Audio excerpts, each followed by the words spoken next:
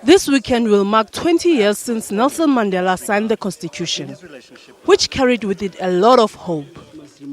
Many thought it would help improve the quality of life for all citizens. And the question is, has everyone benefited? Am I favorable of the Constitution being looked at with the review eye? And I would say yes.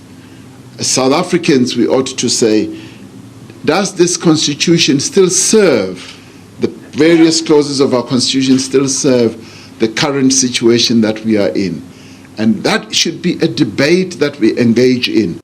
Ramaphosa chaired the Constitutional Assembly and recognizes that over the past 20 years, government policies on issues such as land and honoring military veterans have been unsuccessful.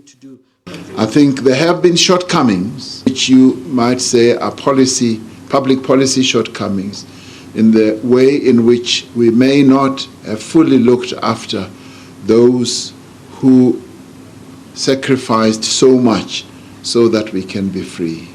Former Umkhonto weSizwe combatant Ayanda Gogo knows this all too well. She reflected on the military wing of the ANC, which Mandela co-founded, and she made a desperate plea.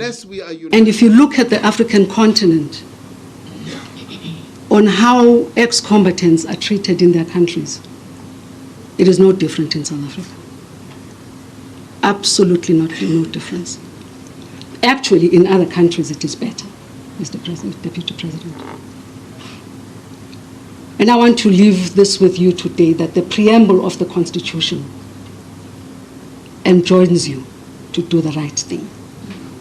Meanwhile, Ramaphosa called on the ANC to unite and says it's time the party asks itself difficult questions.